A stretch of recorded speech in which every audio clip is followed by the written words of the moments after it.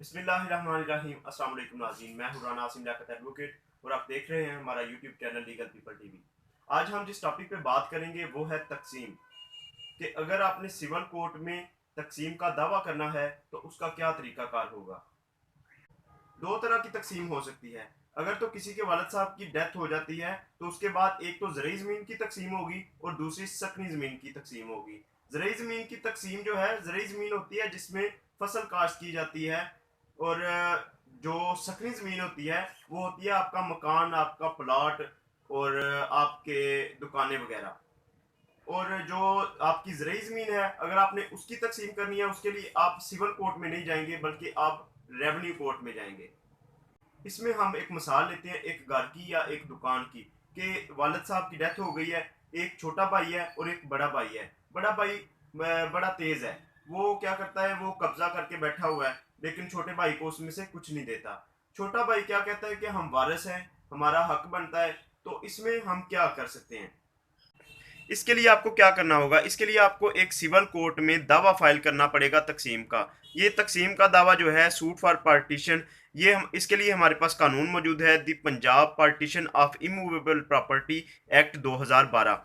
इसके सेक्शन 4 के तहत हम जो है वो तकसीम का दावा फाइल करेंगे, उसमें अपना मुद्दा बयान करेंगे। उस पर एक थोड़ी सी कोर्ट फीस है। ये कोर्ट फीस जो है वो 15-20 हज़ार वाली कोर्ट फीस नहीं है, ये सिर्फ 15 रुपए की टिकट्स हैं कोर्ट फीस की, वो हम उस पर अटैच कर देंगे। तो इस तरह हमारा ये सिविल कोर्ट में तकसीम का दावा फाइल हो जाएगा।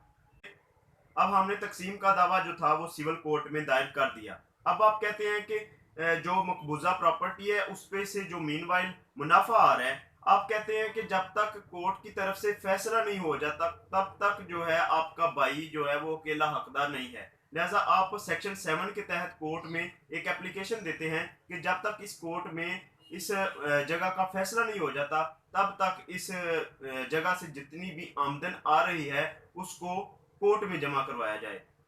तो अदालत जो है वो फौरी तौर पर अहकामात जारी करती है कि इस पे स्टे ग्रांट किया जाए, और जब तक यहाँ से कोई मुनाफा आ रहा है उसको कोर्ट में जमा करवाया जाए। इसमें हम सेक्शन 8 का ऑब्जेक्शन जो है वो रेज कर सकते हैं, जिसमें अदालत की तरफ से एक प्रिलिमिनरी डिक्री पास होगी कि जो वाजे कर देगी कि किस शख्स का इस पार्ट प्रॉपर्टी में कितना हिस्सा बनता है। इसके लिए आपको अलहदा केस करने की जरूरत नहीं होगी। इसमें अगर पार्टीज मुतफिक हों तो कोर्ट जो है वो एक सालस, एक कमीशन या फिर एक रेफरी अपॉइंट कर देगी जो इस बात का तयन करेगा कि क्या ये जो प्रॉपर्टी है ये तकसीम के काबिल है। वो इसका एक नक्शा तैयार करेगा, इसके लिए एक प्लान तैयार करेगा और फिर वो अदालत में पेश करेगा। इसके बाद अगर पार्टीज जो हैं वो डिसएग्री करती हैं, वो कहते हैं कि हमें ये मंजूर नहीं है कि जो आपने कमीशन या जो आपने ये सालस अपॉइंट किया था, इसने जो प्लान दिया है हम इसके प्लान पे जो है वो एग्री नहीं करते, हमें ये मंजूर नहीं है। तो कोर्ट जो है फिर वो इंटरनल ऑक्शन का सेक्शन 10 के तहत इंटरनल ऑक्शन का हुक्म देगी कि आप में से कोई 2-3 पार्टीज जो हैं वो मिलके इस जायदाद को खरीद लें और बाकियों को उनका हिस्सा दे दें। अगर वो उनमें से कोई भी शख्स खरीदना ना चाहे तो फिर जो है ओपन एक ऑक्शन जो है वो कोर्ट उसका हुक्म दे देती है कि इस प्रॉपर्टी को बेच दिया जाए और इसके जितने जितने हिस्से बनते हैं और इनके जो वारिस हैं उनमें बराबर तकसीम कर दिया जाए। इसी तरह सिविल कोर्ट की जिम्मेदारी है कि वो इस केस को 6 माह के अंदर अंदर, इस तकसीम के दावे को 6 माह के अंदर अंदर डिसाइड कर दे।